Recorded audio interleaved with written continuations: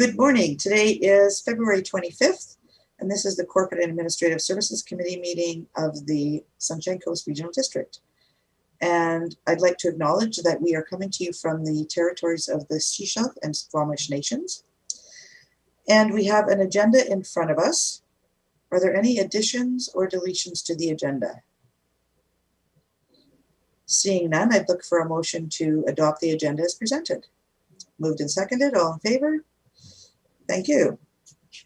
So let's do a motion first to receive all the reports. Moved and seconded, all in favor? Thank you. So item number 2, Federal Gas Tax Community Works Fund Draft Policy. This is Annex A, pages 1 through 27.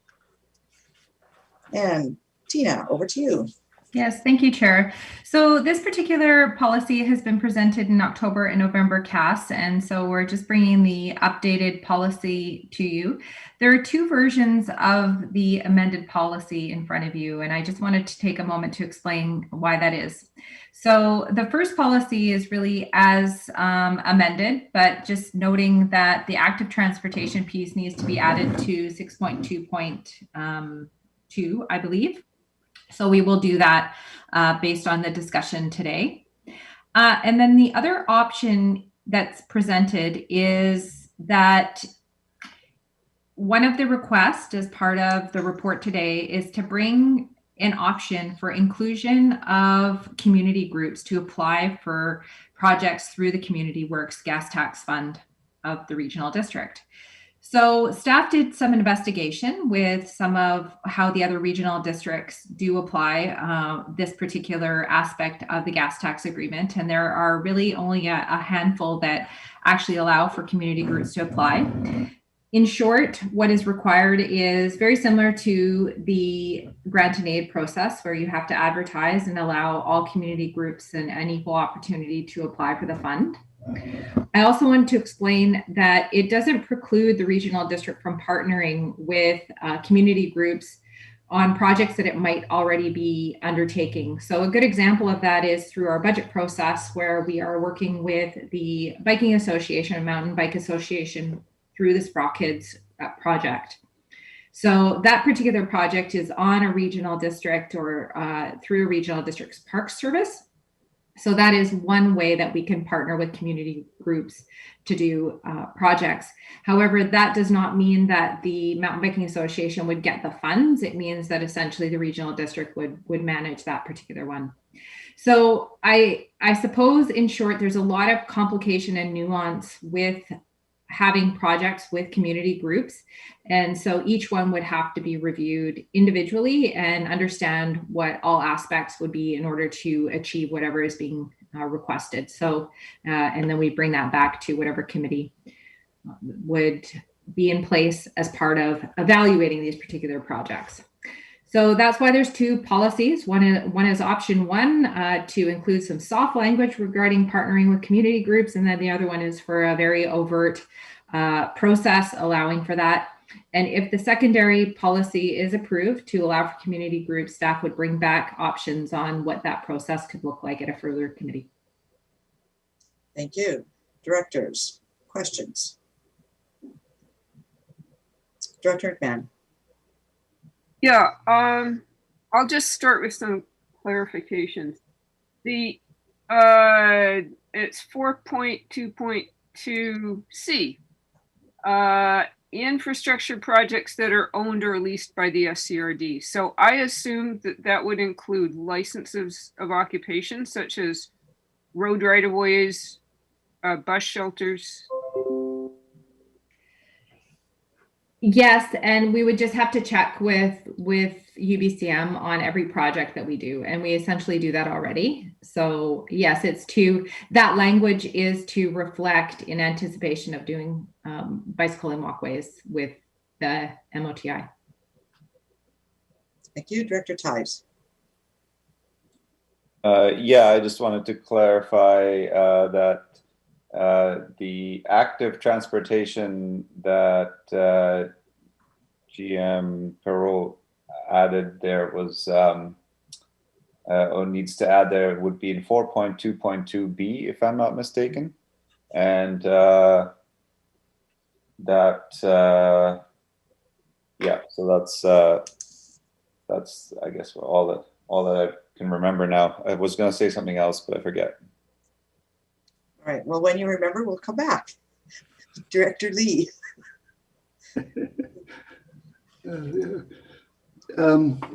I just got a comment, and then I'd like to see what CFO Perot would think about it. Where I started, my thinking on this when I started was the inclusion of community groups so they can ask for a new project and maybe even volunteer as a steering committee or basically do nothing, just let the SCRD run with it.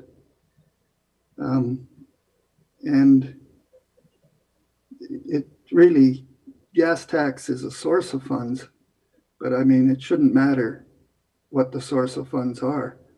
So if we were to put a line like that in the gas tax, it would simply be one that says community groups can come and ask for a project, and if gas tax is part of it and appropriate, we'll use it. That was my thought on the whole thing. And the license of occupation is a pretty good example. Quite often community groups need our help to get a park established that they're going to look after for us. And they'll sign an agreement that they'll always look after it.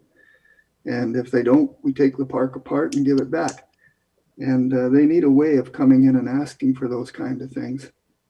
And so that's where I started. I don't know where everybody else was on it. Yeah. Well, I think most certainly any community group can petition their community. I mean, that's generally how the impetus of new services get created, or new projects or new funding get established through a regional district. I mean, that's I think 101. So yeah, that's one avenue. I don't think it's the only avenue that local governments can partner. We could potentially, local governments throughout Canada, there's anything from private public partnerships. I think that's not something we've endeavored in, but that's most certainly something that is available to make sure you, or an avenue where you can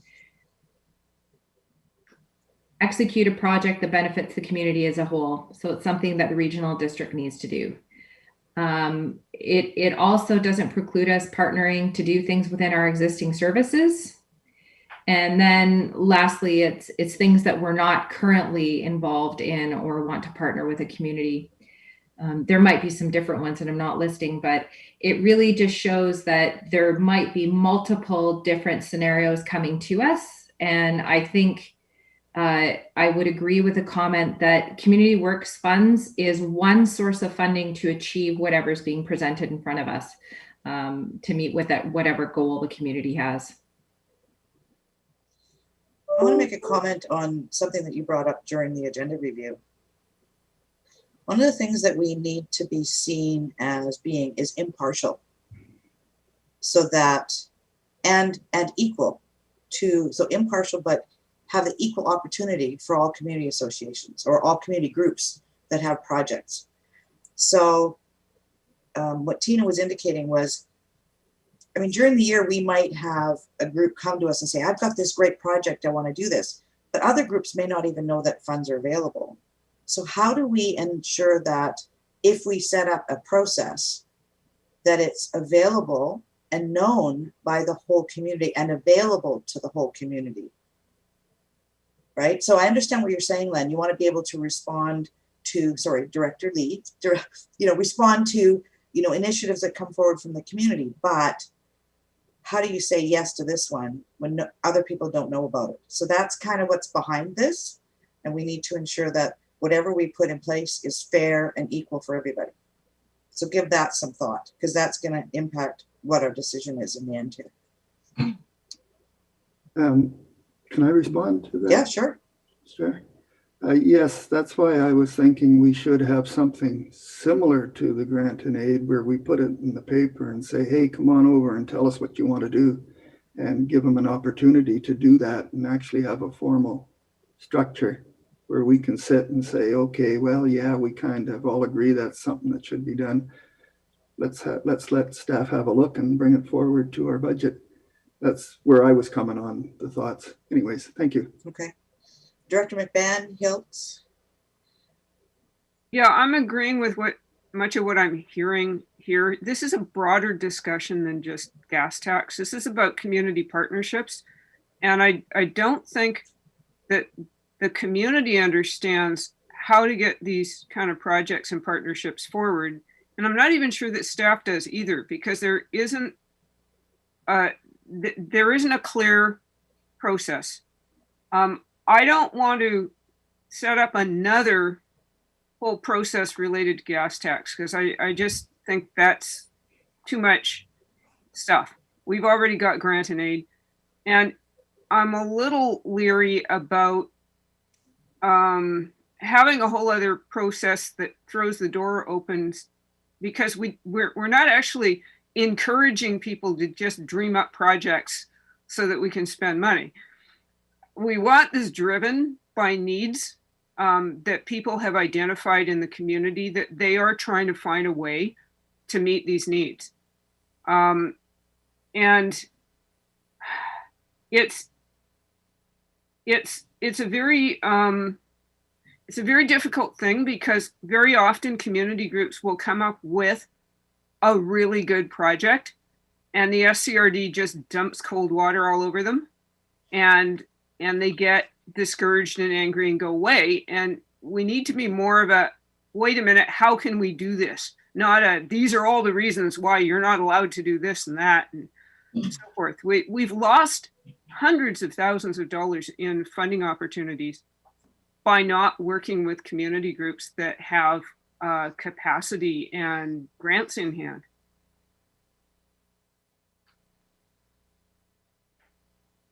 You're on mute. I'd say that's one downfall of the funding set up at regional districts versus municipalities. We're not in the same silos, like the functions that a regional district has. And so if there's not a function for what the community comes forward to want to do, there's a whole process that the regional district has to go around, go through in order to be able to set that up and work with that.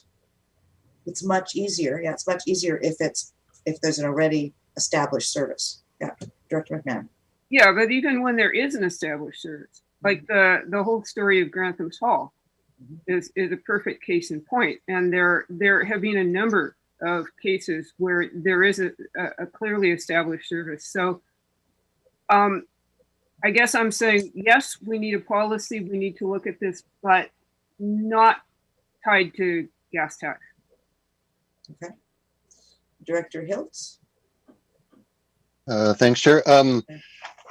Overall, I like the policy. I like the language. I like the format. So yeah, and it is the first kick at this can.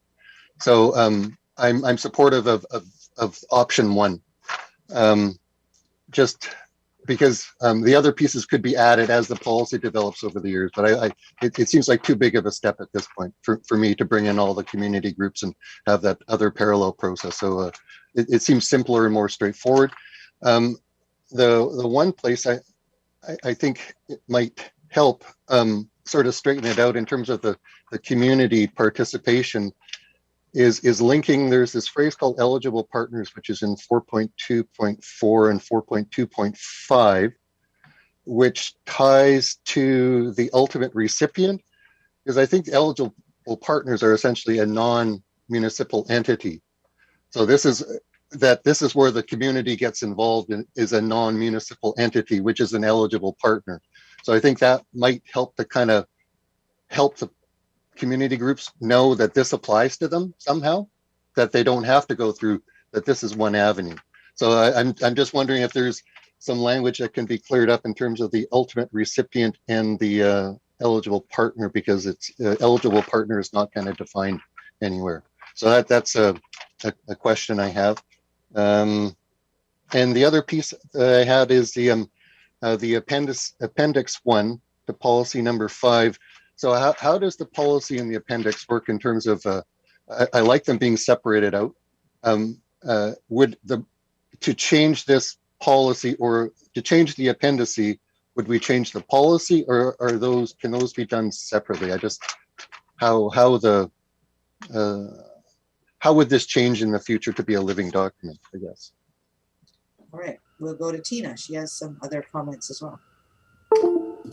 Yeah, thank you, Chair. So just on the point earlier made about how we partner with community groups, and I think one of the steps that staff most certainly has done towards that with this in the time of this board has been, in context of the strategic plan and also our purchasing policy in doing those social procurement type of stuff. And we are seeing a little bit more of that, especially as it relates to projects. So that was my only comment on that, but most certainly agree there's more work to do there. As far as the questions related to the policy, the appendices, I think this is where we're working towards the new policy format and making sure that we don't include procedure with policy and those types of things. So I think this is where we're, it's a work in progress to this. So it is in some areas, some of this appendix language can be incorporated into the policy. Some of it is, but I think this is more context associated with it. The Appendix B, I just wanted to identify, that's just supplemental information. I don't think we're suggesting that this be part of the policy or appendix. So I just wanted to make sure that wasn't an assumption. The eligible recipient, I think is not defined. However, UBCM defines it in the supplemental. And I think you can find it first on page 13 of the agenda. In the UBCM document where it says, is the recipient eligible, and talking about the ultimate recipient. And this really just is language in the master federal gas tax agreement between the federal government and UBCM, which is then the agreement that the SCRD signs with UBCM. So UBCM is essentially the administrator of the federal gas tax agreement. So this is the language within that. So I don't think we could change it, but how it applies to us is then we would take that in the context of our legislative framework. So if we had an applicant that was a business, of course, we can't support business because per community charter, per local government act, it can't benefit a business. However, if the regional district wanted to partner with a business for something it was going to do, then it doesn't preclude us from doing that, but it's just a different avenue, legal and legislative avenue that we would have to follow. So the language is like this by design. It's not prescriptive, and I think we would not want to change the language unless the board wanted to change the language for us to be more narrow in scope on who we would allow to do those projects. Okay, so what you're saying is if we look at this document on page 8, it talks about ultimate recipient, and there it has the for-profit, non-governmental, etc. But then down in the wording in 4.2.4 and 4.2.5 on page 9, instead of using ultimate recipient, we've used eligible partners. Maybe what we could do is put ultimate recipient in there instead of eligible partners. Then we've covered off Director Hiltz's comment about who's included, and it's in the definitions. Did that work for you? Are you okay with that, Tina? Yeah, we can just make a motion if we were going to make a list of changes. Yeah. Mm-hmm. Is Tara making a list? Okay, perfect. Director McMahon. Yeah, I'm struggling with this because it's highly theoretical, and in a future conversation about community partnerships, it would be really helpful to have a few examples of how a community partnership could work. And then we could kind of walk our way through the scenario and work it and understand it a little bit better. So I have 3 questions. One is, if we did this through the grant and aid program, would we be limited to $5,000?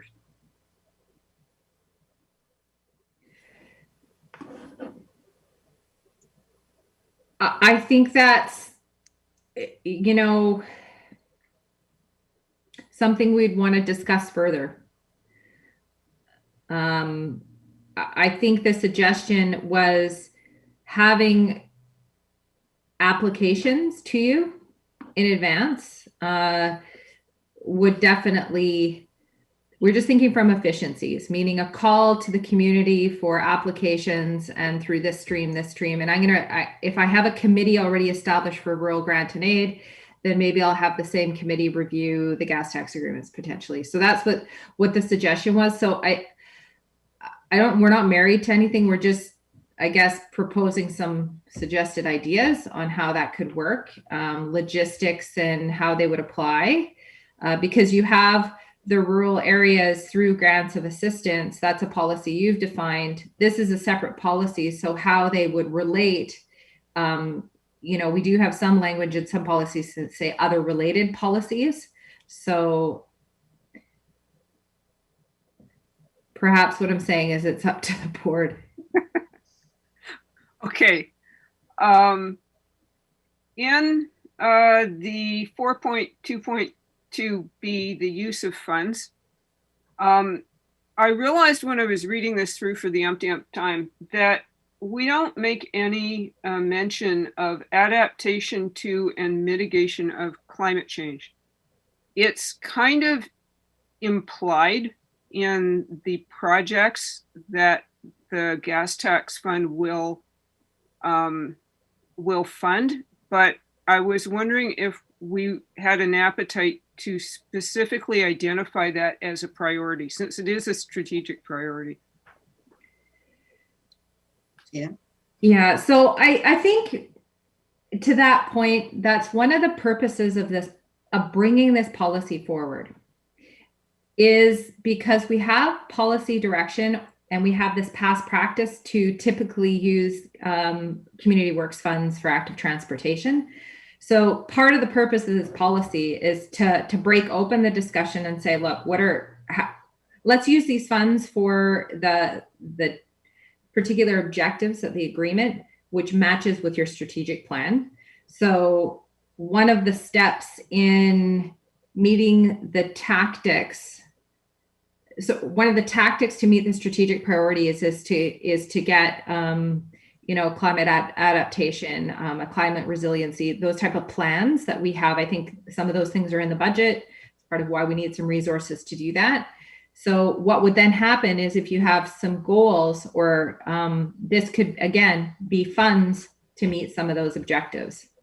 I think most certainly any projects that we do from an infrastructure perspective, we're always going to have the lens of reducing GHGs or doing it in the most efficient way. So those are the types of things that are starting to be integrated in the types of things we do, but not necessarily very overt and explicit.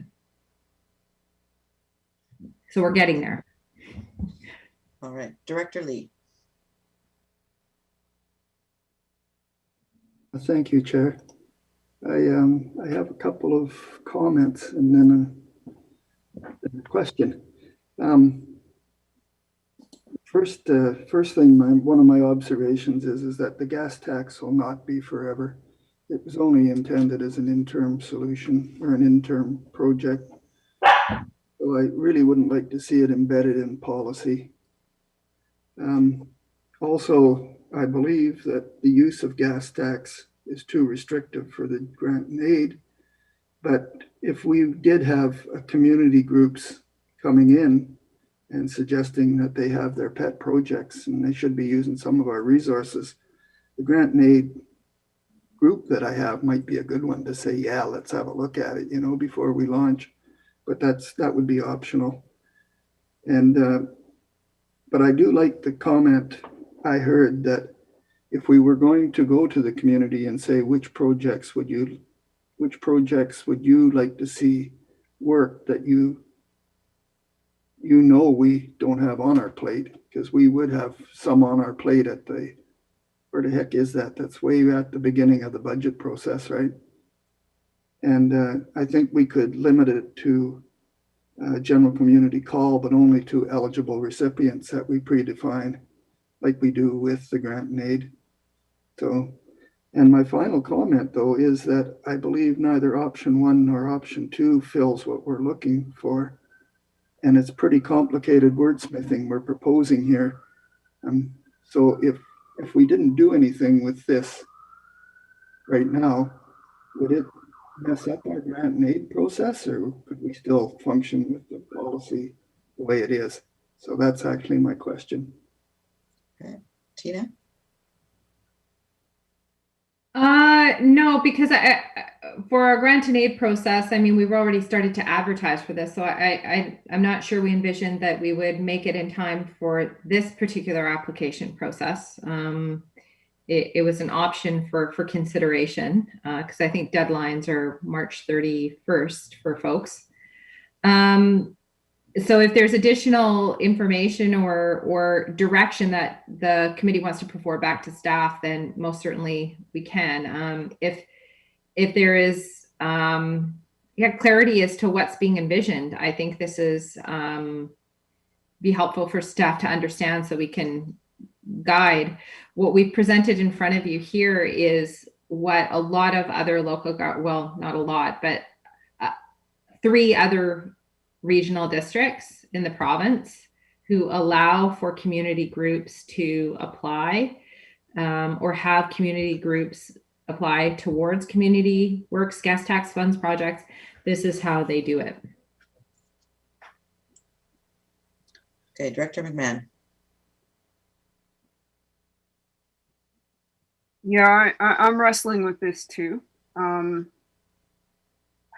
had another question because I'm the whole gas tax thing is I'm having difficulty with it. So under 4.1.4.4, it says the EA directors are free to redistribute funds allocated to the area they represent to any other area of the SCRD, or may pool funds as they desire. But we have run up against the barrier that we can't spend gas tax funds on functions that have municipal partners, is because they have their gas tax funds committed. So does this mean that none of the Area E gas tax money can be spent on anything where Sechelt and Gibson's are partners at present? This is, I've been having trouble getting my head around this. Tina? I don't know if that's necessarily true. What we do have to consult with the ministry on is if that was a desire, say, let's say community recreation or solid waste regional project. One of the things that the agreement says is that the regional district or one recipient can't give money to another eligible ultimate recipient. So you actually can't give money to the District of Sechelt. Now, in the context of a service participant, our bylaws articulate the cost recovery, and some of them are more prescriptive than others. So it would be, was the project, how is the funding proposed to be allocated? Are we able to do it? It would simply be a legal and or ministerial question. Again, what's the context of the project, distribution of funds, etc. So what you're saying inside of that is if we take solid waste, as Director McMahon is talking about, and we had everybody contributing to that, some may come from taxation, for example, from the District of Sechelt residents as the contribution, where some could come potentially from gas tax. That's what you want to look at. So Area E could say, I'm not going to have this as an increase in tax. It's going to come from the gas tax funds instead.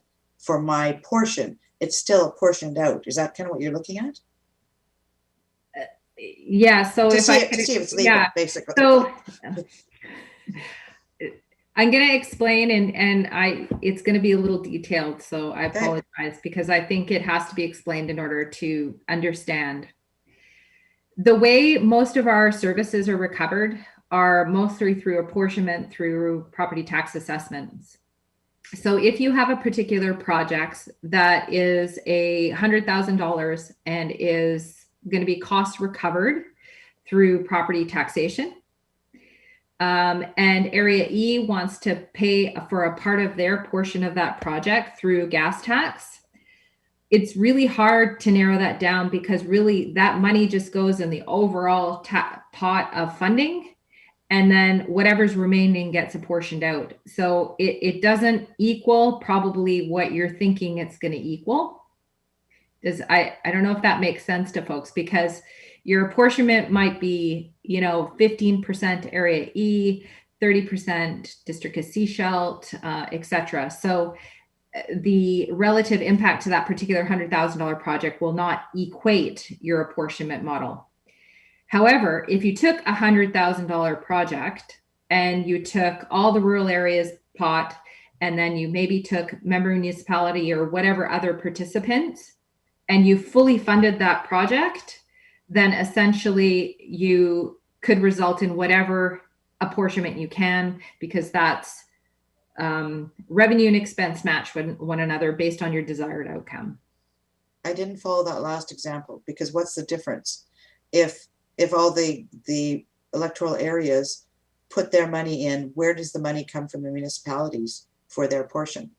Well, I think that's what would be the question, meaning would they then send money to the regional district? But I actually don't think that you can do that, because again, it's reciprocal. The regional district can't give money to the District of Sechelt, and I don't think the District of Sechelt can then give money to the SCRD. And so this is that nuance that we'd have to check with the ministry and potentially UBCM on this, because does it contravene the ultimate recipient part of things? Mm-hmm. And yet under ultimate recipient, it says a local government or its agent. Exactly. Right. Okay. So you have some work to do. Almost okay. The agreement, the master agreement almost contradicts one another. So, if you want to bring that back to staff, and we could report back on how that could potentially work. Mm-hmm. I think that's a yes. We'd like to see that added to this motion that's being drafted in the background. Yes. Director Hiltz. Thanks, Chair. Just a general statement of kind of how I see the rural grant and aid versus the gas tax. I do see that rural grant and aid as a fast, nimble, entrepreneurial kind of thing, and this is a much more plodding, direct, thoughtful, all these other things. So I do see them as kind of separate, bigger pots of money too. So as a general statement, I did have a question on helping me out with some language here. It's the perspective basis. It's 4.1.4.2 on page 8, and it's I don't know what a perspective basis means. I'm sure it's a nice, simple explanation, but I don't understand it. So it's page 8, second last item, 4.1.4.2. Yes. Okay.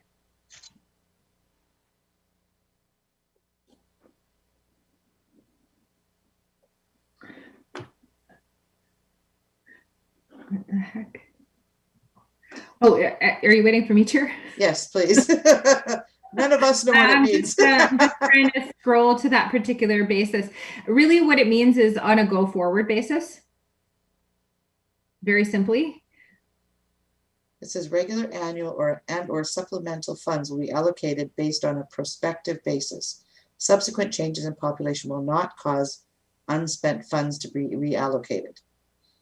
Meaning we're not going to go back and go see what the allocations. It's on a go forward basis. So I think I explained this as a prior meeting.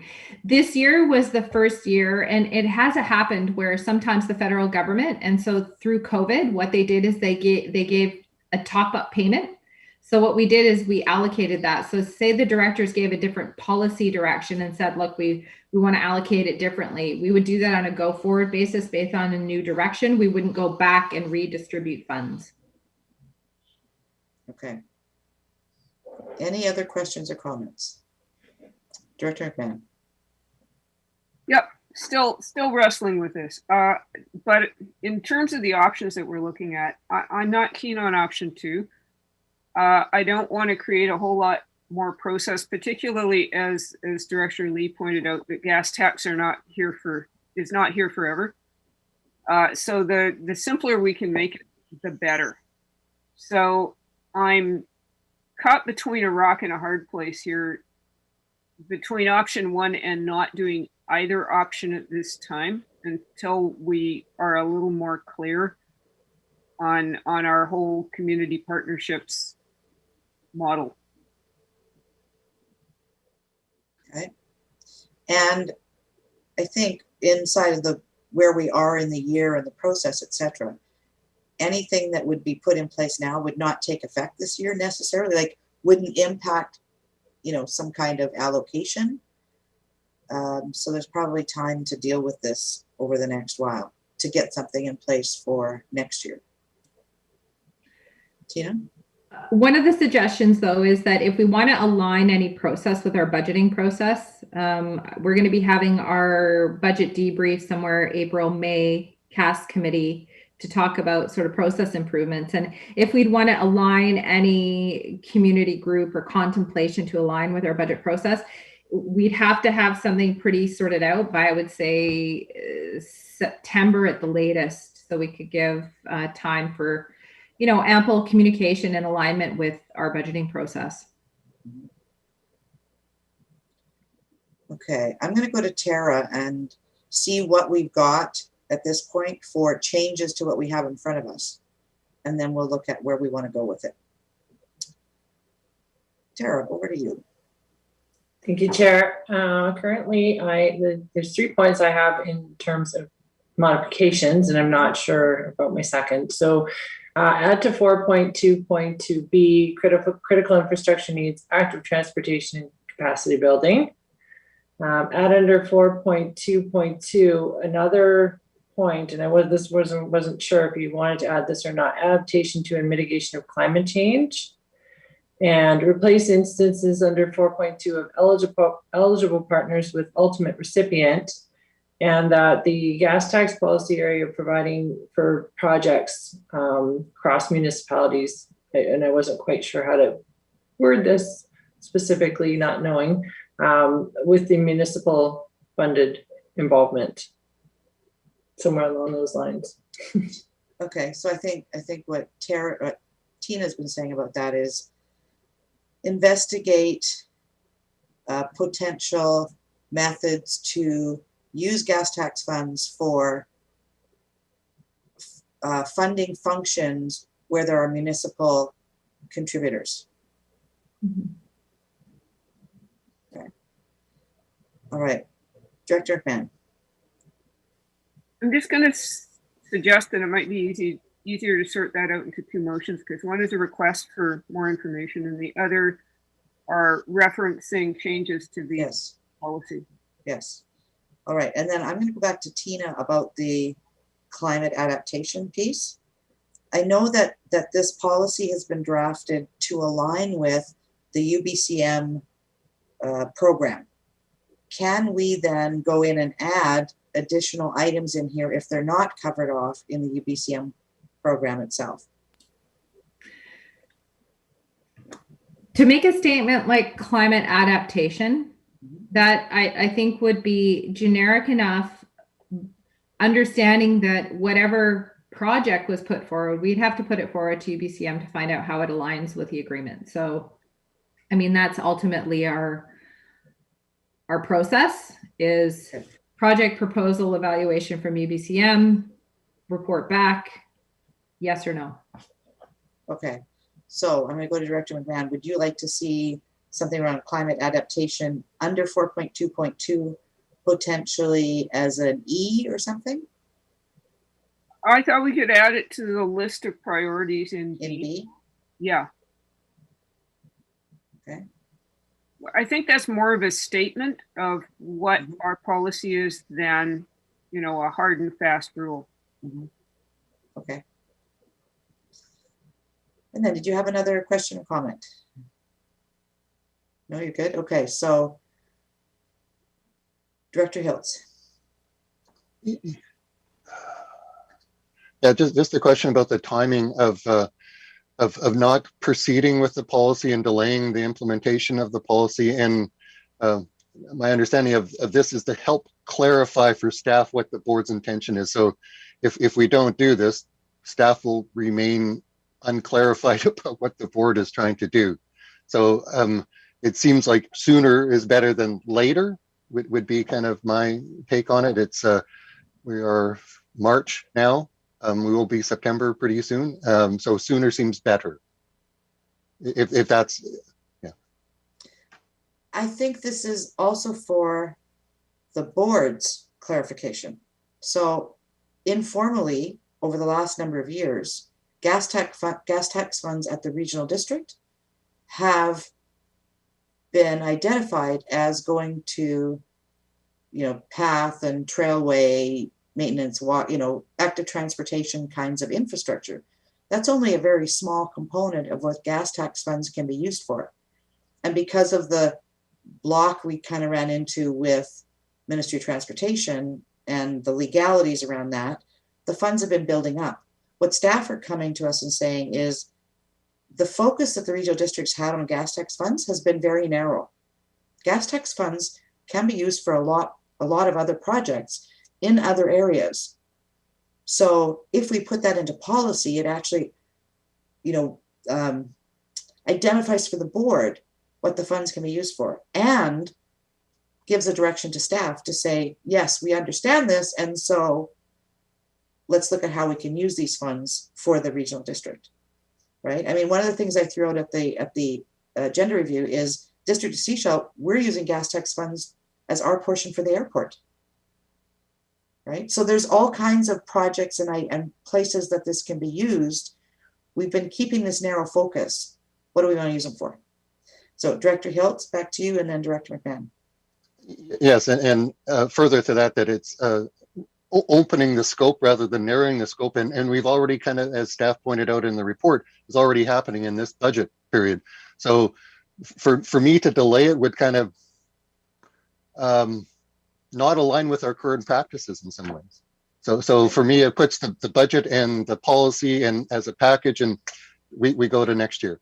So that's why I'm supportive of moving this along today. Okay, Director McMahon. Yep, still struggling here. But if we pass the policy without adding the new funding stream to grant and aid, does that work? And then come back and re-examine that later? Tina?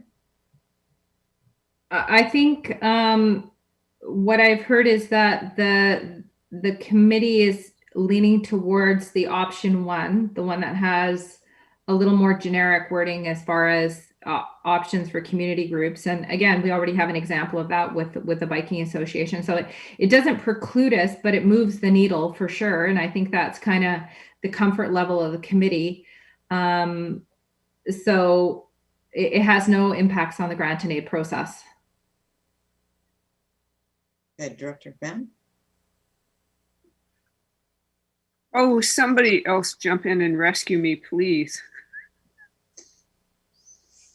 Okay, so hang on, let me go back and look at the recommendations.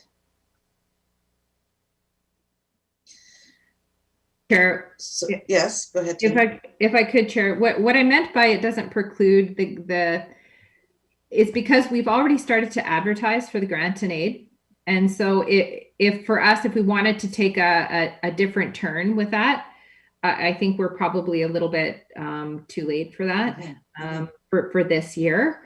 If there was a desire to allocate funds in your grant and aid discretionary, I mean, there's still a window open for that.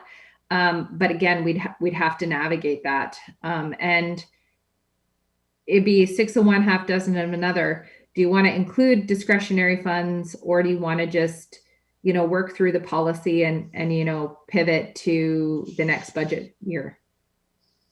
I'm hearing that that's kind of what directors want to do. They want to get the policy in place, but don't necessarily want to put the process in place to distribute funds at this point.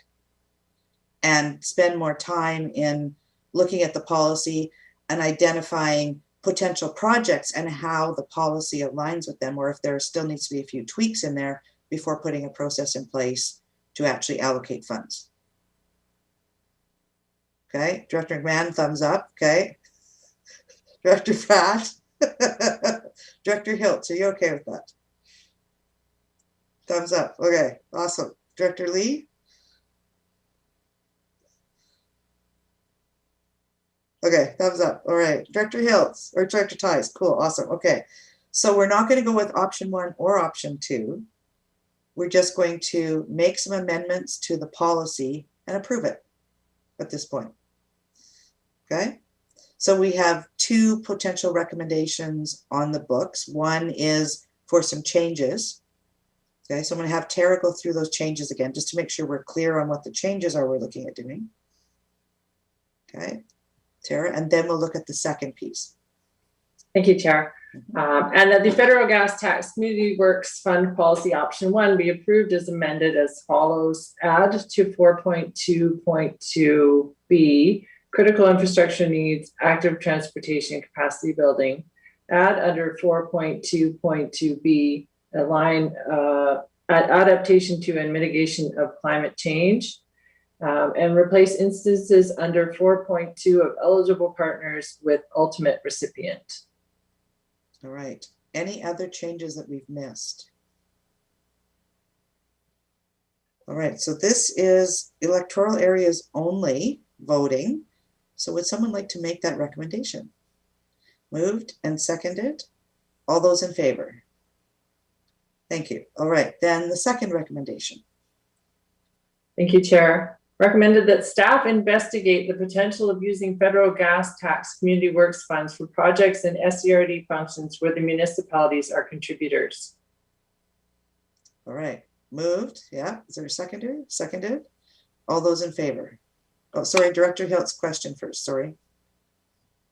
Just the timing aspect of that is, do we want to specify in 2021 or leave it open-ended? That's okay. Tina? Either or, it goes on our list of things to do. I think what Director Hiltz is getting at is if we're looking at potentially putting a process in place for the next budget cycle, when do we need to have some information back to help inform that decision? Right. So then it would be good to say, prior to Q3 2021. Okay. Tara, can you add that to the recommendation?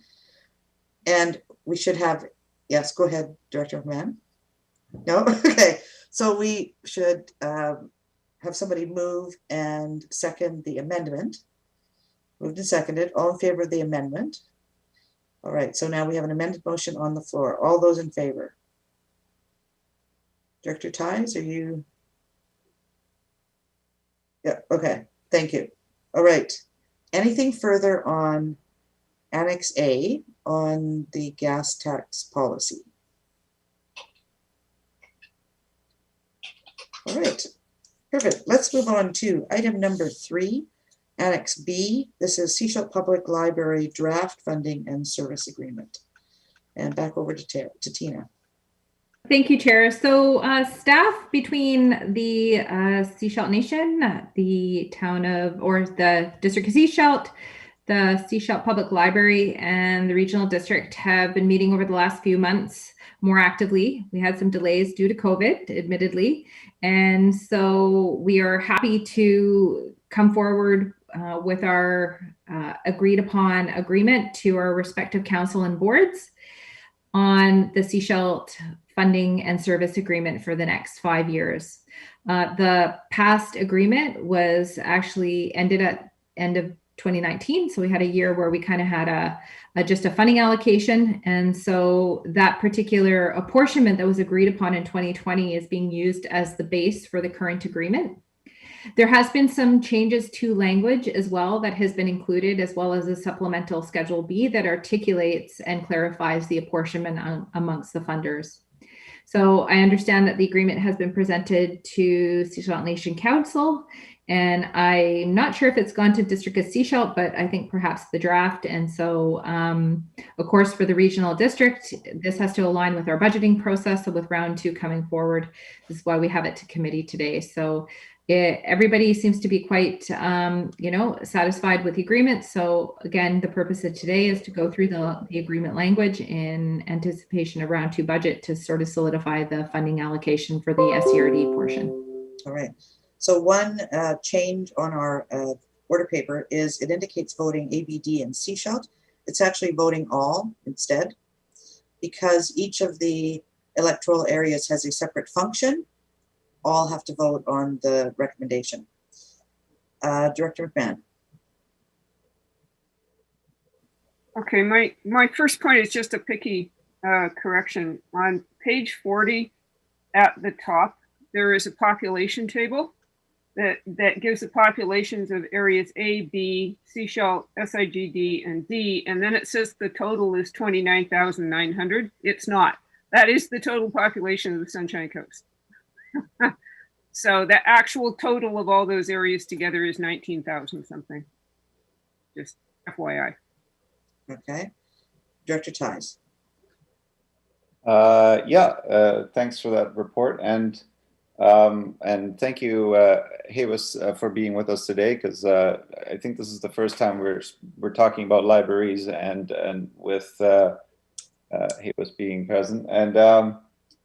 And I have a question regarding the apportionment to the that the SIGD has approved at their council.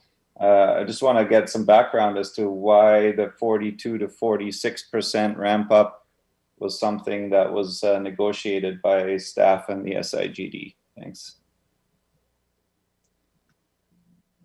Thank you. And Director Paul, did you want to comment on that? Over the period of time that we've been involved in the funding of this, it became abundantly clear that we were actually much underfunding our portion of that particular area, and there was a section of the program being delivered at the library which needed some additional top up, and my team was very supportive of that and became fully aware that we had to step up our game a little bit, and we had no problem doing that. Okay. Director Ties, did you have any follow-up? I was just curious, with Area D, the 50% is because we pay 50% to the Gibson's Library, 50% to the Sechelt Library. With Area A, the distance was a factor. Neither of those was a factor with the SIGD. So I'm just, I'm technically saying is that maybe shouldn't the SIGD be paying 100%? I know that's a steep increase, but I'm just that's sort of my rationale behind it, and so that's just a question. Okay. Did you want to comment on that, Director Paul, or just let it sit there for now? Well, it's certainly a question I can bring back to my advisory board, who brought this forward as part of their discussion piece to us, and I can certainly have a talk with my manager, because this is the recommended process that he negotiated through with the library, and we thought that we had met all the requirements. I'm more than happy to. If there's more required, I'm more than happy to do more. So I will bring this back to my team and we'll have a conversation around it. Okay. I guess I'd look to Tina about timing then. How would this impact timing for us? We have budget end of next week.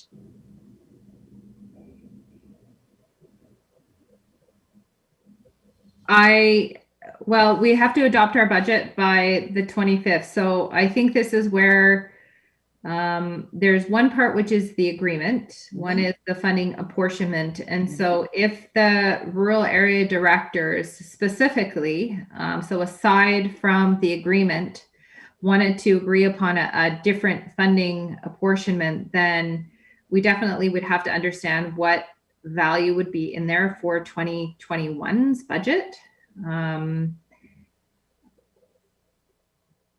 So in other words, if we want to make a change to this prior to next week, Director Paul would need to talk to his staff and come back to budget with those different numbers prior to, or at least prior to next week is what we're looking at, prior to Thursday of next week. Yes, and Okay. if I could just make a comment about sort of the funding allocation. This funding allocation was debated, I think, quite a bit last year. And so essentially it was a work backwards, and we had sent that forward to the nation as far as what their input was. And so that is the basis where it started. It was, I guess, reverse engineered based on the funding apportionment for all the other areas last year. So it wasn't necessarily a go forward. It was based on last year's discussion. Okay. Okay, before I take further questions at this point, we're going to be looking at this proposal, or this agreement in front of us from two aspects. One is everything other than funding, because there were some changes made inside of that. We want to make sure that everybody's okay with those. And then the funding piece. All right, so Director Hills, and I don't care which way you go with this at this point, but we need to make sure both are okay. Director Hills. Well, first, thanks for allowing me to vote on this, because I thought it was a really tremendous accomplishment to bring all this together and have people agree upon and achieve that funding certainty. So like I was going, wow, awesome. We don't have to talk about this for 5 years, right? Which is great. I'm totally supportive of it. At this point, it just, I was always sitting on the sidelines a bit watching this, and it just seemed to, and the sort of gradual apportionment of the SIGDs seemed to make sense, kind of a gradual entry into seeing how the service develops. And so it all seemed to make sense to me. But I wasn't ultimately involved in that apportionment. So, but yeah, well done. Like I just, yay. Director McMahon. Yeah, the 43% is just an odd number. If anybody asked me why 43%, I would struggle. The 2021 census, I just want to make sure I understand this correctly. So when we get the 2021 census results, that will not affect the total funding, but it may affect the proportionment of the funding between the rural areas. Would that be correct? Tina?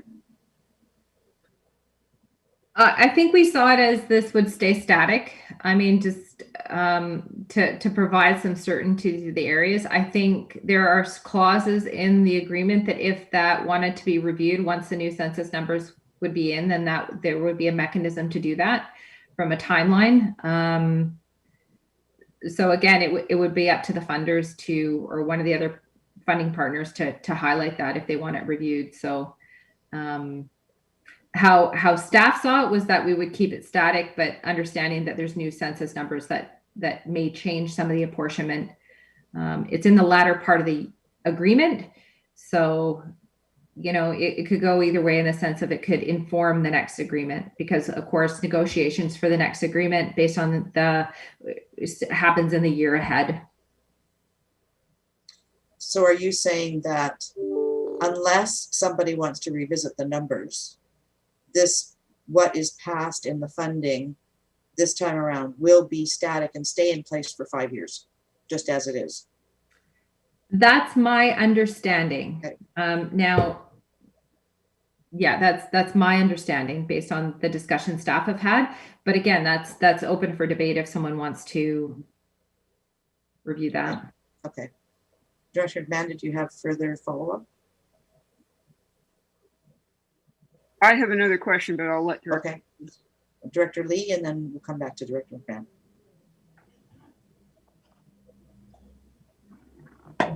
Thank you, Chair.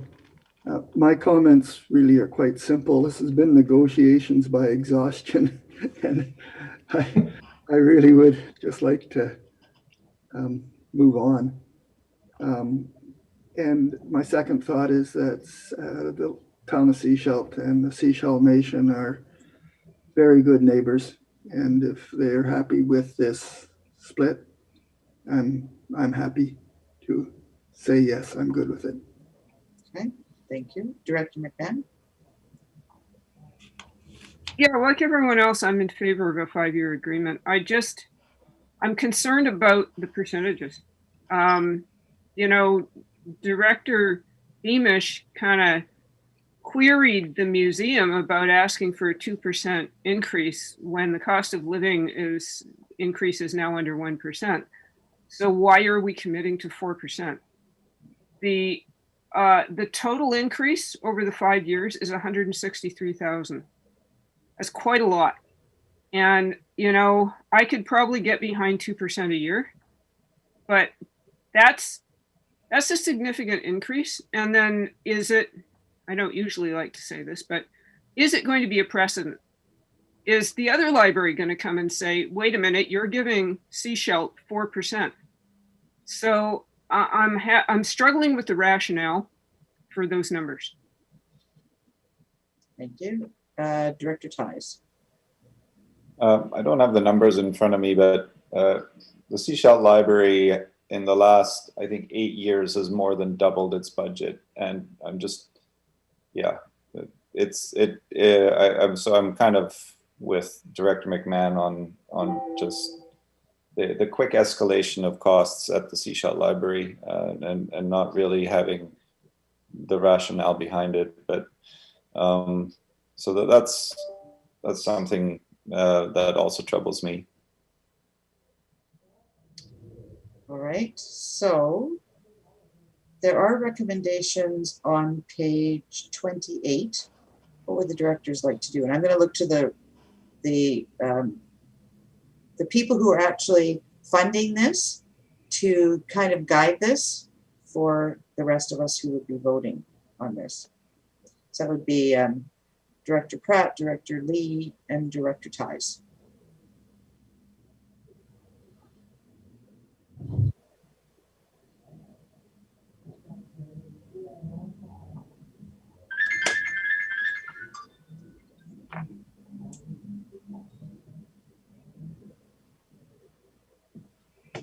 Director Ties. Well, we all know how good I am at making motions, but I am wondering if we should add in there that that staff confer with, or that Paul confer with SIGD and report back on possible apportionment amendments. So that would be one motion. Okay. Tina, where did you go? There you are. Sorry, you moved around again. How would we move this forward, given what we, we're requesting that Director Paul go back to his council basically and revisit the apportionment number, but we're also looking at having something for you and rest of staff to move something forward. So what do we need to do here? Well, maybe it comes back with a question, meaning is the review of the apportionment in hopes that there would be additional funding. Mm-hmm. And so that would potentially change some of the apportionment allocations. Yes. So, the last committee that we could do that here at the regional district for us to ensure this makes the financial plan apportionment would be probably the March, I think 11th meeting. It's the infrastructure committee. Mm-hmm. So or there could be some discussion at the round 2 budgets next Thursday. Mm-hmm. On indicating that. So we could alternatively forward this to the round 2 budget deliberations for further discussion. Mm-hmm. Based on apportionment. I just don't know. I'm just throwing out suggestions. I don't even know if Yeah, no, I mean, that might be, I think the directors probably want to see this passed at some point in some form. And we want to allow Director Paul time to go back to his council and come back so that we actually know what it is that they would agree to inside of this agreement. But we don't want to leave that like open-ended forever. It's something to have move forward. So I looked at Director Pratt and I looked at Director Lee. Thanks, Chair Seegers. So fundamentally, we're happy with the 5-year agreement, but it's that a question of apportionment. So can we move forward the 5-year agreement in principle with the question of apportionment to come to round 2? Is that a potential motion then? I know they're tied, so it's difficult. That's the thing. And I think what I'm hearing is everyone's there's the question of the apportionment. We want to see this move forward. In order to action this, it's going to have to go to board today, correct, as well? Because even to go to infrastructure as late as infrastructure, or even to round 2, I'm assuming I'm looking to the corporate officer, it's going to have to go to board today. So, so I think what I would suggest is, based on the discussions, is a motion such as, as suggested that it's. Now I've totally lost the wording in my head, but we want to check back in with the SIGD on apportionment and then move forward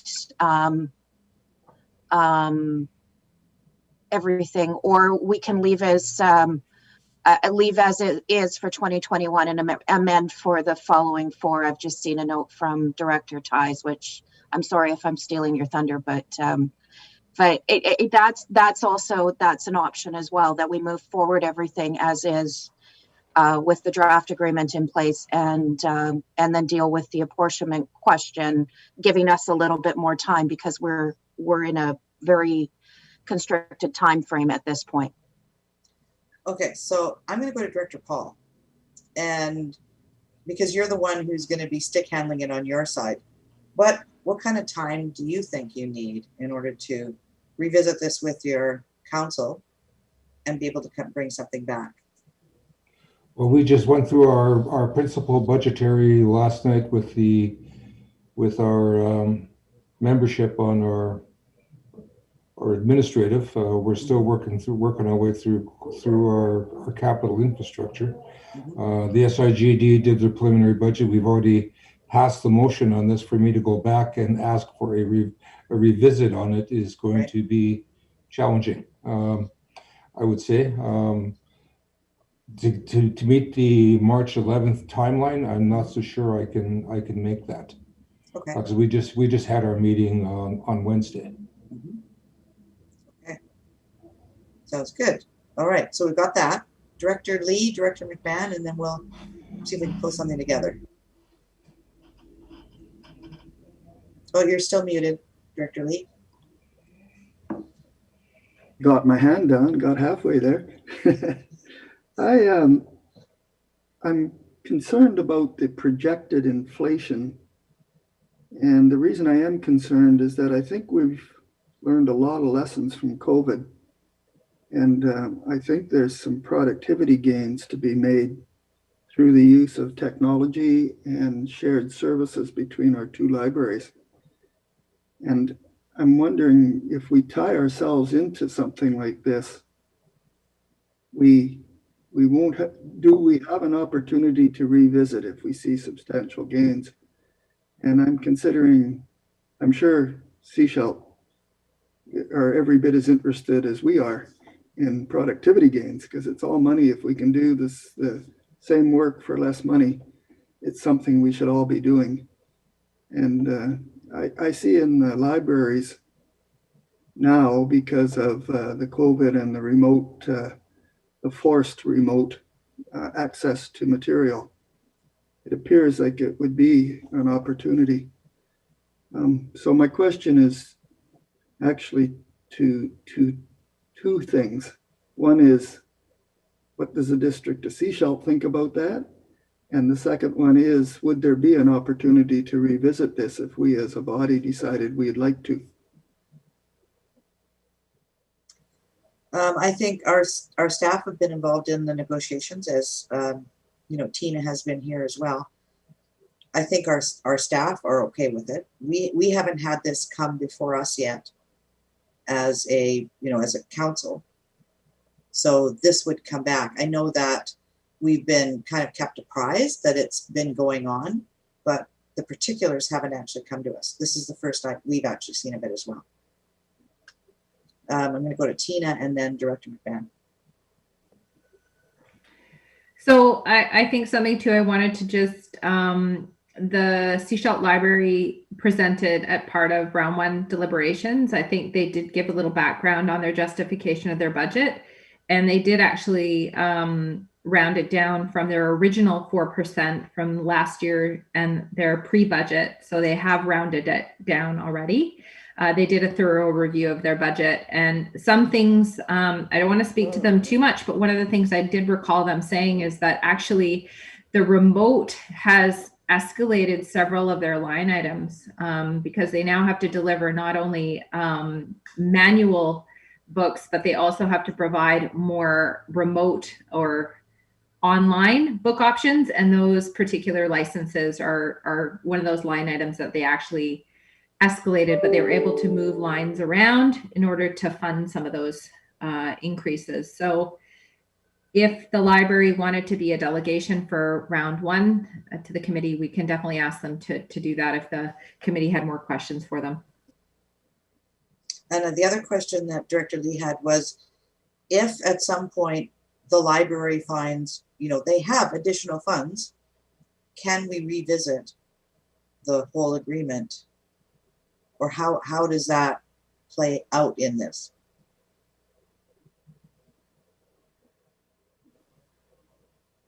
Or sorry, there's a section in the agreement. I know I can't find it. I know it's in yeah, there. I'm just going through, and I believe it's 2.5. There it is. If there's a reduction of library services due to unforeseen events which causes significant surplus, 10% more of the funders reserve the right to reduce or reallocate funding by an agreed to amount for the following year.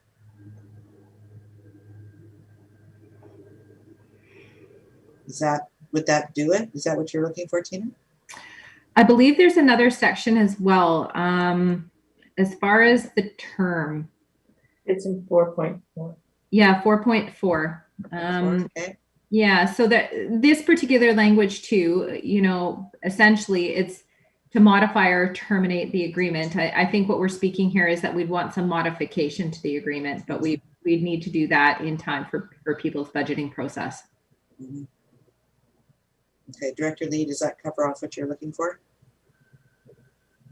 Yes, it does. Thank you. Thank you. Director McMahon, or Tina, do you have something further to add? Okay, Director McMahon. Okay, notwithstanding the clause that says we can terminate the agreement, I would be reluctant to sign a 5-year agreement when we are suffering from library exhaustion. And particularly, having read a lot of anxiety on social media, people are still COVID anxious, and to commit to this much funding for 5 years at this time, I'm not comfortable with it. So I can't vote for the agreement as it stands with the percentages as outlined. Okay. All right. With regards to the apportionment, I'm going to go back to Director Ty's question. With regards to SIGD, given where they are in their budget cycle, if a change would be requested in this, it looks like it would need to be for next year's budget cycle. So that would be a revision that is allowed for inside of the agreement. Would you be okay with that? So I think that was your recommendation actually put forward, that this go forward as it is for this year, and the apportionment piece be dealt with next year. Director Ties. Yeah, I'm okay with the way you're just leaving as is and then talking about it next year. It's just something going forward. It's not a huge amount of money. I just think for the sake of fairness, we should kind of think about it going forward. Okay. All right.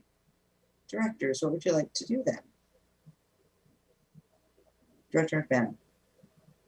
I believe we were looking at deferring this to budget round 2. Is that where we are? I think we were there until we realized that Director Paul's, like SIGD basically has no room right now to revisit. So I think that's changed that. I think, is Director Pratt frozen? Oh, no, you're not. Okay, cool. Sorry. You just weren't moving for a while there. I'm doing a tableau right now. Okay, okay. Thinking. Okay. Well, I've got Director Lee up, so let's see what Director Lee has to say, and then we'll come back. It's been a while since we talked libraries, and I think we were going with a 5-year guarantee for certainty of funding for the library. I think we've kind of got agreement on certainty of sharing the cost. We're really close to that part.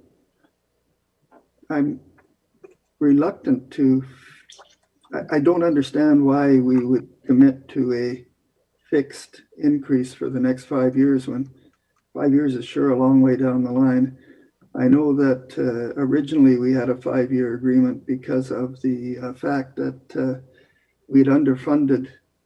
The previous directors had agreed that the Seashalt Library was underfunded and they needed a catch up. Are we agreeing that's the case now again? That's my thought process here. So the first 5-year agreement wasn't because the library was unfunded. It was that each year the library had to come, they had no certainty to be able to do any planning. So the first 5-year agreement, like this is only the second 5-year agreement that's ever been put in place. The first 5-year agreement was put in place to give the library some certainty to be able to, know what each year they're going to have for funding and be able to do some planning inside of that. And now we've got another 5-year agreement in front of us. And in talking with the librarian, and Tina can probably attest to this as well, is there's some tribulation on their part as well in committing to 5 years, because like they're saying, they don't know what the union contract's going to look like in 3 years down the road. They don't know what the utilities are going to look like in 3 years down the road. So they're willing to do this with us as well, so that we have certainty. So it's kind of goes both ways. We have certainty around what that looks like, and they have certainty, and then we all live inside of that. And if things get really out of whack, we know that we all need to come back and revisit this, but at least it gives us the baseline to start from. And I'm going to go to Director Pratt because she actually sits as our liaison there. It probably is a little more information. Yeah, so the reason, we want a 5-year agreement because it does provide a lot of certainty for the library and for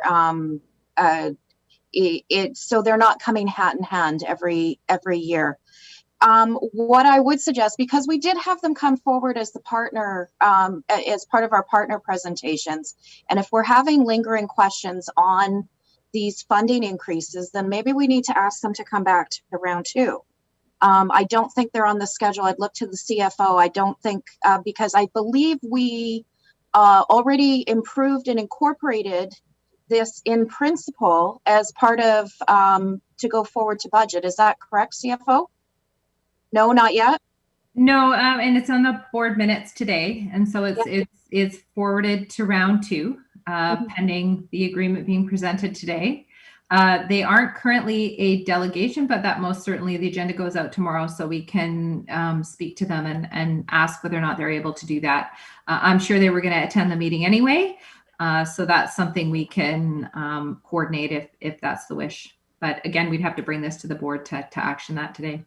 Yeah, so that would be my suggestion then. And thank you, CFO, for clarifying that. So that's maybe what we do then is we ask them to come forward as a delegation next week, and we ask some of those more pertinent questions around the funding increases over the years, if that's what the directors are struggling with, and then bring it to board this afternoon. So that would be my suggestion, because we can sit here and debate what we think is reasonable or not, but I think if we don't have them in front of us directly to defend a lot of the increases, then we're hypothesizing on and just creating, more questions, whereas we could just put this off to round two and ask some pointed questions at that time about the budget increases over the next 5 years.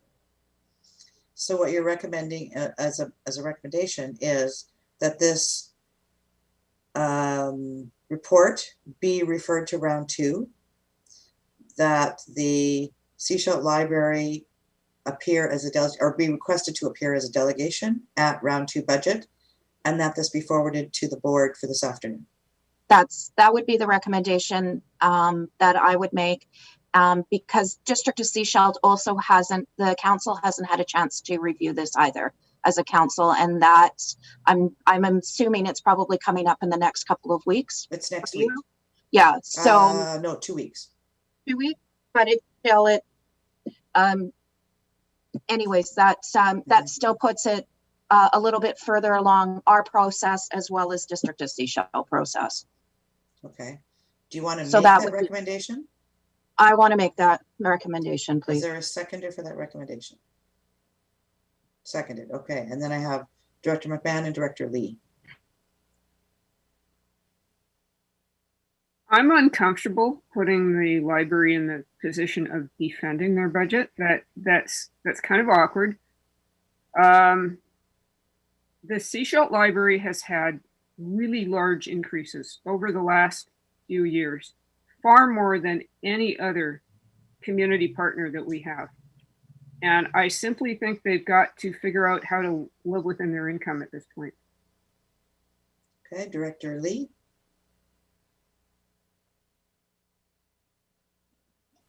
Thank you, Chair.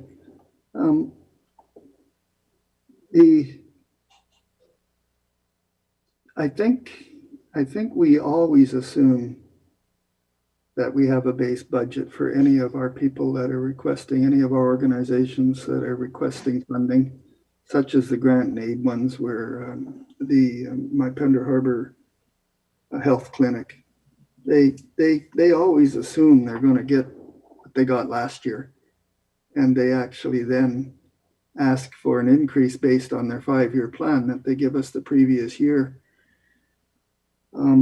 And I think we're dealing with everybody that way, and I believe even the Gibson's Library is dealt with that way. I'm struggling to understand the need for a contract, unless it's to say, yes, we'll agree that there's a base budget, and so I don't understand the feeling of insecurity on that they can't operate the way everybody else does. And that is, they have a 5-year plan. We like the 5-year plan. We're giving them the money for this year, and their job for next year is to come back and say, I have a 5-year plan, and yes, it's good the way I give it, so give me my 4%, or holy smokes, I found a bunch of savings. You guys, no increase this year. So that formula, I'm struggling with why that's failing in this situation. I believe it was failing because of the percent increase, or not, sorry, the percent allocation to each area. I believe that was the real sticking point originally here. And I think we've agreed that that funding formula is a good one, with maybe we want to visit it once more next year. But other than that, I think that would put them on the same footing as everybody else that comes to us and to you for funding. So I'd be interested to you, sorry, Darnelda, to see the District of Sechelt for funding. Anyways, I'd like to hear comments on that and see if that's in line with anybody else's thinking. Okay. Director Toth. Thank you, Chair. Finally, something I think I can speak up on in this meeting today. This takes hours and hours and hours of director's time, of staff time, of library director's time every year. And I think the idea behind the 5-year agreement is to spend those hours in 1 year, hammer something out, and then put it aside for 5 years, you know. Have a nice period of time. We'll see at the end of your agreement. You know, if directors aren't happy with the numbers, then that's direction that they need to give to staff to take back. But I think that this is something that we need to move forward one way or another. I think the library should have that 5-year agreement. By far, they are the largest funded partner organization. And I think their budget complexity just doesn't warrant us getting into a detailed analysis every year with them. Yeah, so I mean, we haven't seen this at the District of Sechelt yet. I will always be supportive of funding libraries because I don't want stupid people, but other directors may feel differently. Thank you. Director McMahon. Yeah, there is a history. So I do support a 5-year agreement because there's been difficulty with stability. The other thing is that the Gibson's Library has only one funder, which is the SCRD. And the Sechelt Library has 3, which has traditionally made it much more complicated.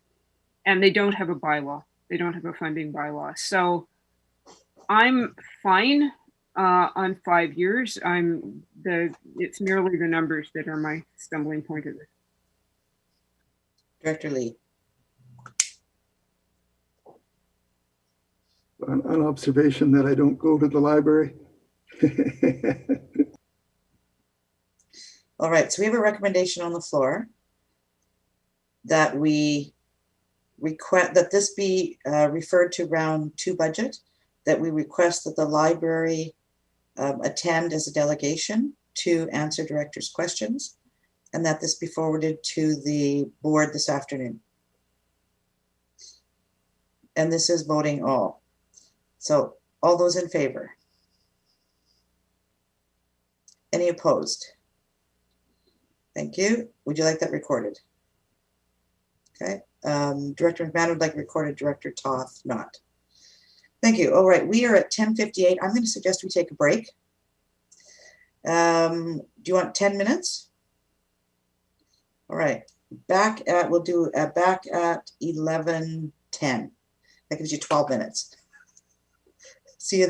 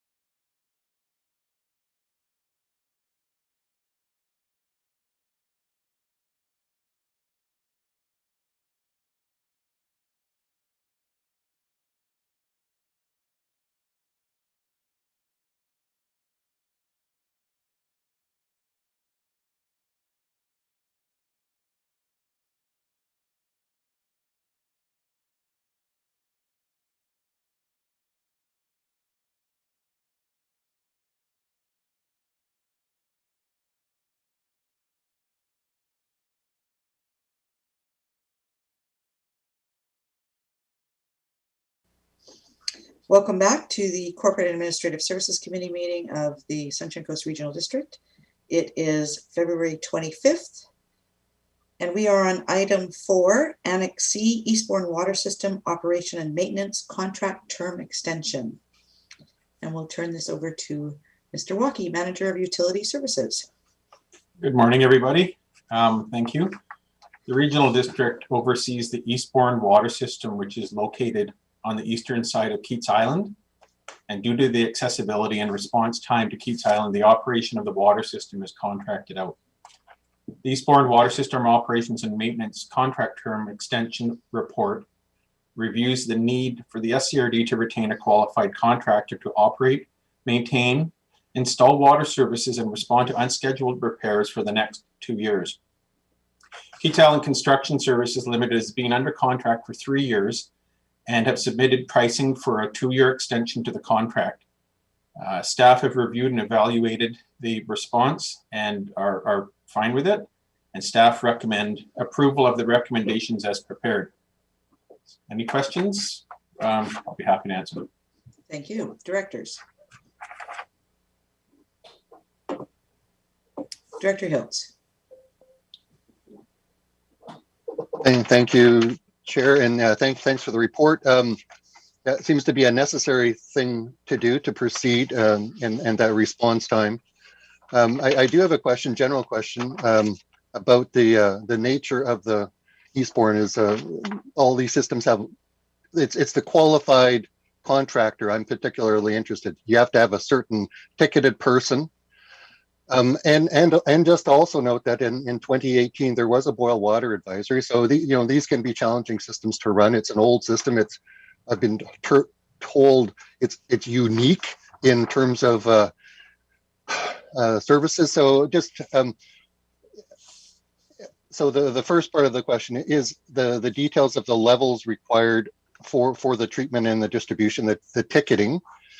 And I did have another one, but that's the first one. Thank you. Thank you. The system, the Eastbourne Water System, has 2 Environmental Operations Certification Program certificates, and the water distribution is a level 1, where for comparison the Chapman system is a level 3, and the water treatment is a level 2. And so for comparison, Chapman Treatment Plant is a level 4. The Keats Island construction staff, there's 9 staff members that work on this system, of which a number of them are fully qualified through the EOCP to operate the system. Okay. Any further questions, directors? Director Hiltz? Yeah. So it is, for me, it's clear that the SCRD has a larger, stable, and much more depth in terms of its operator experience. Level 1 versus level 4, this type of thing. So does the SCRD staff, is there some way to provide like ad hoc support to the contractor when there's something that they can't manage? Is that part of the contract that they can reach out? Is that within budget of the SCRD that they can provide some limited service if they are like, I guess, how open are they to asking for help, I guess, is kind of the question, because there was that boil watery in November in 2018, and these things happen. Is there some in-kind support that the regional district can help, or do they do it now? Yeah, so to make it clear, the Eastbourne Water System is part of the regional water system. It's not on its own, and we don't release the contractors to just do their own thing for 2 years. We work with them all the time. So the actual chief operator for the system is our utility superintendent, and they work under the direction of the utility superintendent, though they work very independently and have been very good contractors, and we talk to them all the time. And referring back to boil waters, we have an emergency response plan for Eastbourne, as we do with all of our other water systems. And if anything like that happened, we're all hands on deck, and we're on it.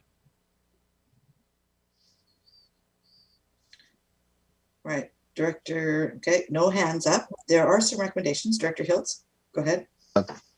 Yeah, that's very reassuring. I appreciate that feedback, and so I am happy to move the recommendations on page 52 as presented. All right, and there's a seconder for the recommendation. Lots of seconders for the recommendation. All those in favor? Thank you. Moving on, item number 5, Annex D, pages 56 through 58. This is with regards to the contract for Trapman Creek Water Treatment Plant on-site hypochlorite generation system. Update and staff. Thank you, Chair Segers. Presented to you this morning is a contract amendment request to increase the total authorized contract amount with associated engineering by an additional $28,828 for a revised total contract amount not to exceed $117,171. An explanation of the contract amendment request is provided within this board report, and staff will be happy to answer any questions you may have at this time. Thank you. Thank you. Directors, any questions? Director Hills. Thanks, Chair. Thanks for the report. The question that I had two, actually. The first one is the current budget and the project and the difference of whether that's called the budget balance, I'm not sure. I'm just wondering where that would flow to. Like, I'm not exactly sure what's specified in the budget. So if you could just provide some details on where the other, it's like $500 and some $1,000 will be in the budget. I'm sure it's used for something, but I'm not sure what. Thank you for the question. So the remaining residual budget would be rolled over into the 2021 budget request of $1 million for approximately $1,500,000 balance available for the project. So to clarify, it's actually for the construction. This contract is only for the design and engineering and confirmation of most usable. So the remainder is for the actual construction works. Thank you. Thank you. Director Ties. So my understanding is that this is all just as a result of moving, mostly as a result of moving the salt storage or the hypochlorite storage outside rather than having it inside the building. And so with that in mind, I'm happy to move forward the recommendations as presented on page 56. All right, is there a seconder? Seconded, okay. Director Hiltz, question? Yeah, I just had I submitted this question earlier to staff. The scope of this project is large. It's been 3 years, and the question I asked for staff whether they can kind of quantify sort of the safety aspect of it. You have these large 1-ton chlorine containers that are moving up and down the coast. They got to go up a road. So much of this project has to do with efficiency, but the safety aspect, I don't know if it's been emphasized in terms of transporting this chlorine, these hazardous materials along the roads. So was there any way to quantify how the number of tonners won't be transported along the road? I wasn't sure if that was an easy answer, but just to kind of clarify the scope. And it's just not operations, but it's community safety from the whole length of the Sunshine Coast on Highway 1, because that's where these things are transported. So I can answer that one for you. We use about 10 tonners a year. And so a tonner looks like a big cylinder. It's about 1 meter tall by about 2 or 3 meters long. And it contains chlorine, liquid chlorine. And we off-gas the gas to use as disinfection. And it's something like 500 or 600 times the size when it comes out in gas. So if one of those were to rupture, there'd be an awful lot of gas in the community. It's also, I think I've stated this in the past, maybe along with ammonia, but it's one of the most unsafe, if you want to call it that, chemicals the regional district looks after. And we've recently reviewed and gone through all the emergency response plans and the exposure plans updated them recently, and there's a lot of in-house training because there's a lot of PPEs involved with this. Where I think if you compare it to 0.8% sodium hypochlorite, a bleach that you use in your house is about 5%, 6%. The bleach that we use in other places throughout our system, along with the gas, is 12%, where what we're talking about making is 0.8%. So it's considerably safer than normal bleach, and it's way more safer than chlorine gas. So I'm not sure if that's enough for you. Yeah, terrific. Yeah, it's community safety, it's worker safety. Yeah,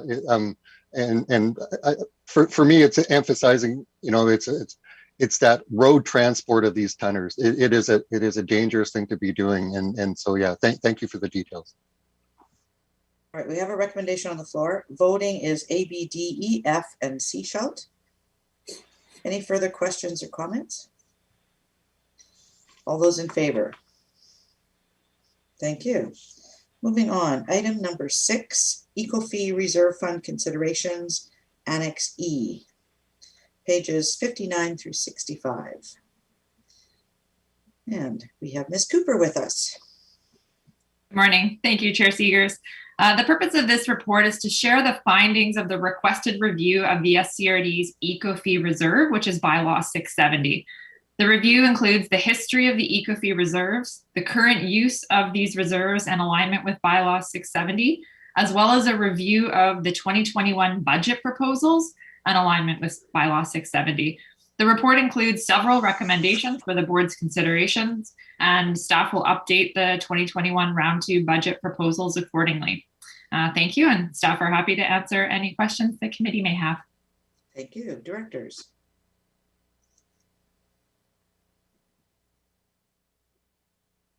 Director Lee and then Director Hiltz. Just a quick question. I'm very interested in electric composting, either subsidizing for in-home or perhaps even an industrial strength one somewhere, like in our transfer station. Are we going to get a full review of that thought process soon, or what staff thinks about it, whether it's worth pursuing? Who would like to take that question? Thanks for the question. I'm not sure I fully understand the question, but the first part of it, should the home composter rebate program be supported to proceed this year, then residents could procure, a range of home composters, one of which would be, an electrical type of model, and then would submit receipts for refund. The second part of the question was regarding composting at the Pender Harbor transfer station. So right now the food waste drop-off program is designed to have a container on site that would have the materials deposited there and then would be hauled to Salish Soils for composting. That's the program as it stands, set to start this year. Yeah, I guess people have been suggesting that it's possible to have a municipal size electric composter. That basically, in the way my simple mind works, it says you just dump the junk in there right where they are and out comes good dirt that you throw over the bank. And so I was wondering if anything like that had been considered for our drop-off stations.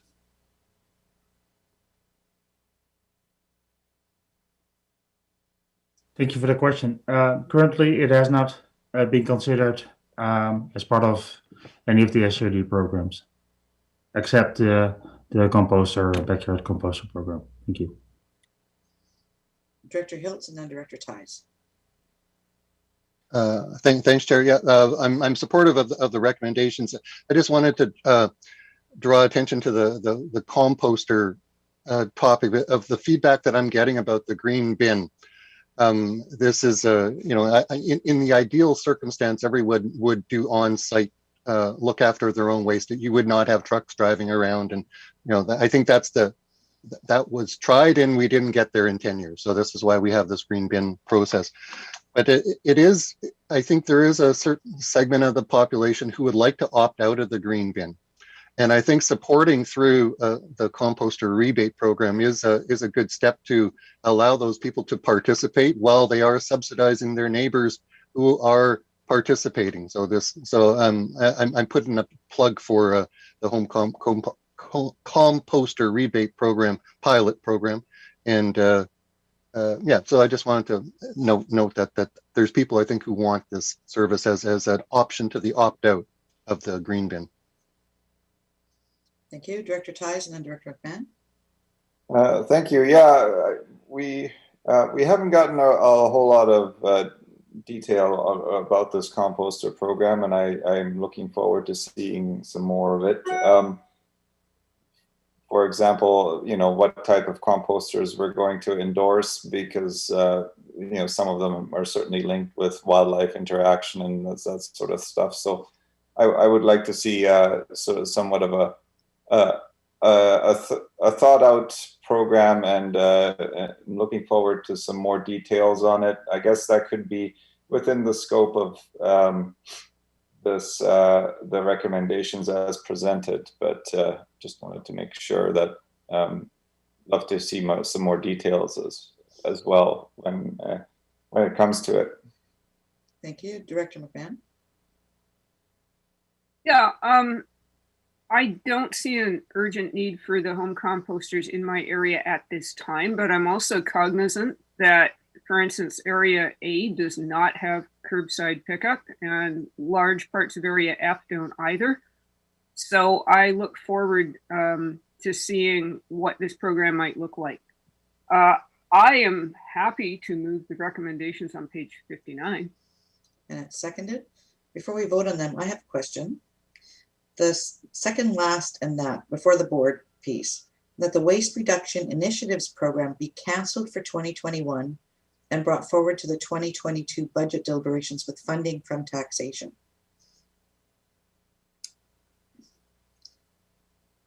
I don't know whether or not, as a board, we were looking to actually cancel those. Like you're talking about things like cardboard and organics not going to the landfill. I think what we were looking at was not funding, hiring additional staff to monitor it and potentially, check when it comes in. So I don't know how, I look to the board as well, but to staff, how this ties into the rest of the recommendations here.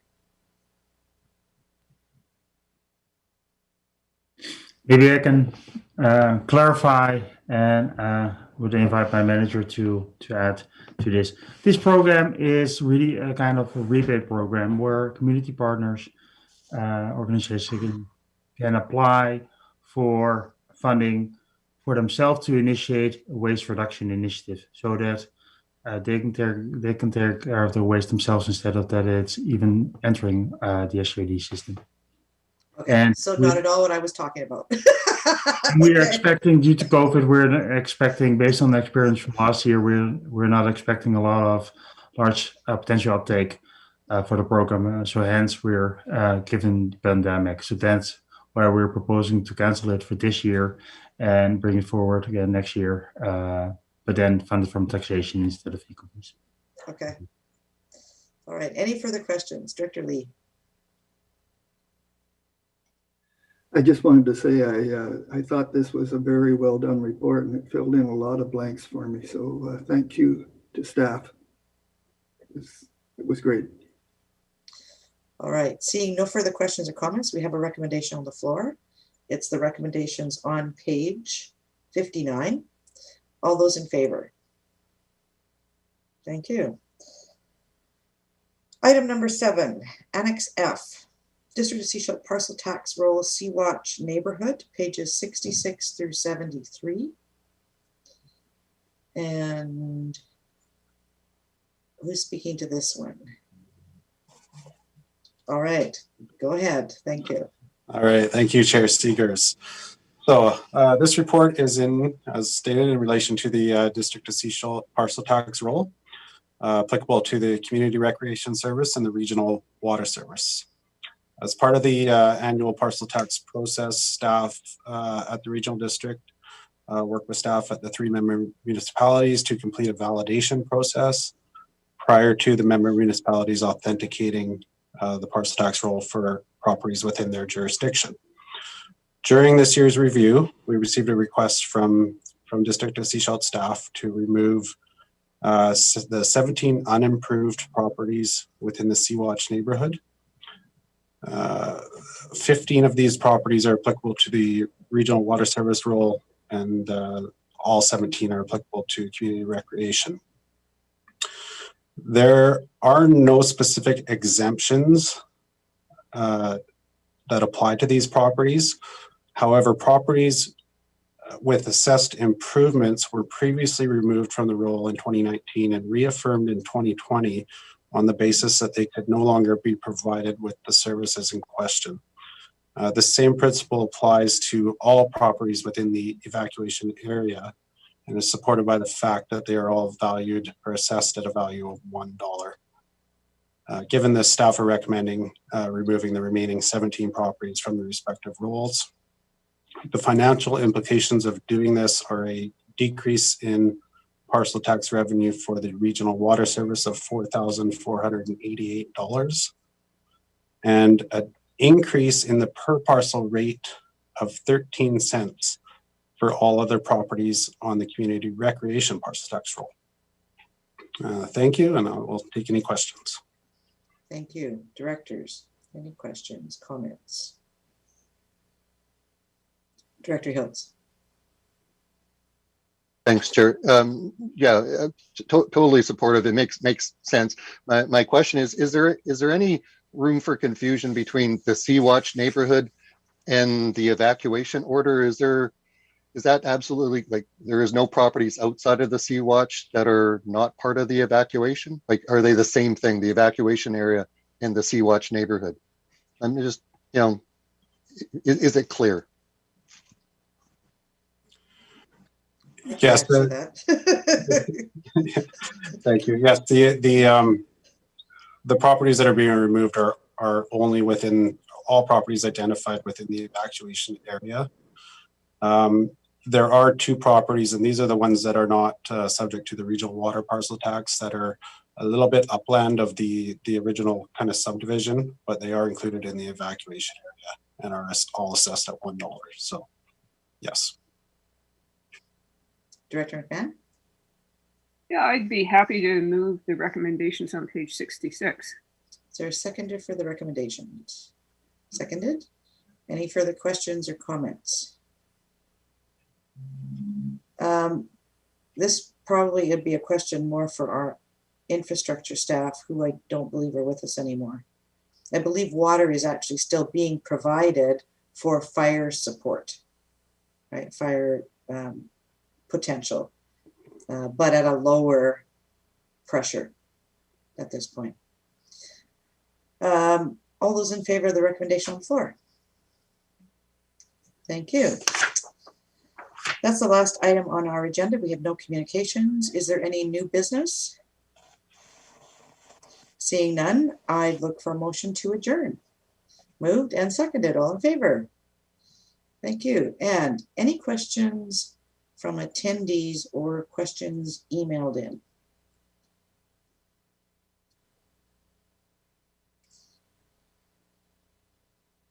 Okay, nothing emailed. Thank you. Connie, any questions from you?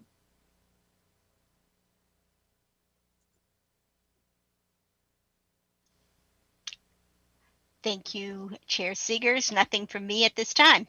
Thank you very much. All right, we'll see everybody back here at 2 p.m. for our board meeting. Enjoy your lunch.